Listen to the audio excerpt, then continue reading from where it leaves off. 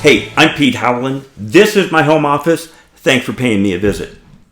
What we're going to talk about on this channel is the service department environment in a dealership. And we're going to throw a pretty big blanket over it. I want to cover a lot of angles, I guess you would say, as we go through this. So let's talk about some of those. So what I want us to do, all of us, to really survive or better survive the environment or the service experience that we have, whether we're a service advisor, a service technician, service manager, or a service customer.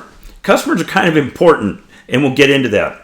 But I think probably the toughest thing to do in a dealership is be a service advisor. I may get some flack from techs. That obviously is very hard and takes a lot of training. But this will be kind of service advisor centric, but I am going to hit all these things, and for good reason. The service environment experience can be very hard for a lot of people. It doesn't have to be, and that's what we want to get through is how can we, meaning whichever position those are, be able to interact with the other people a little better. If we communicate better, our lives are better. Trust me on that one. So service managers, service advisors, the better they communicate, the better they understand each other, the better they can interact and support each other. Critical. Same thing with service advisors and technicians. Like they really need to be able to communicate well and respect each other and move the ball forward. From the customer's point of view, if you are a customer going into a service department, I may have some tips for you and kind of some behind the scenes on how you can maybe get more for your money when you go into a dealership, maybe help understand that job is very tough that they're doing, but maybe also what you should expect because you spend your hard-earned money there, and I think you should get what is fair to you and what you expect. So we'll go into a lot of detail on that. My history a little bit. Probably the most important thing, I am a supercar nerd. At some point, this fact will come out.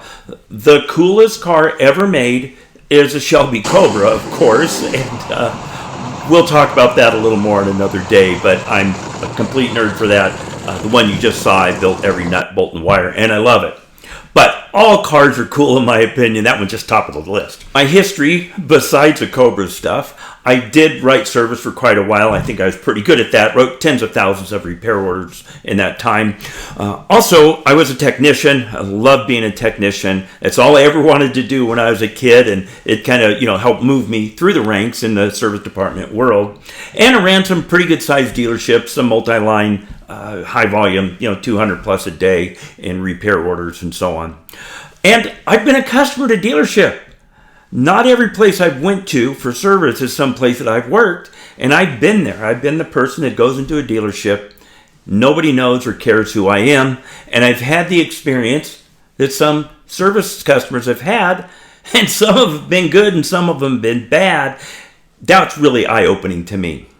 So the other things I've done is I have been a consultant traveling to dealerships. I've made more than 1,000 visits to dealerships across the country, coast to coast. I've seen so many different areas of the country, different environments for the dealership, different customers, seen different demographic groups, obviously, at dealership. Those bring different challenges, right? Different brands, different climates, different times of the year. I've seen so many of these things, and what I found out, every dealership's unique. So I'm not going to try and tell you exactly how to do it, but what I am going to tell you is the common things I've found between dealers and all those profiles that have made them successful or have kept them from being successful. Those are the ones we want to avoid. So as we go through this, I think it's going to be a lot of fun. If you've got questions, you guys know where the comments are. If you think I'm way off base, let me know. Maybe you've experienced something unique I haven't experienced yet. I think one of my biggest learning curves is going from a dealership that's in a city that's got, 4 advisors and 12 techs to one just down the street that's got 12 advisors and 35 technicians, and nothing works the same, right? And so every time you change one thing in a dealership, you change the environment, you change the needs, you change the realities and so on. And I've tried to get in tune to all those different things. But again, I've seen the common things that make dealerships successful. That's what I want to share with you. I'm hoping I can help a manager. I'm hoping I can help an advisor, a technician, a customer, or maybe two of each.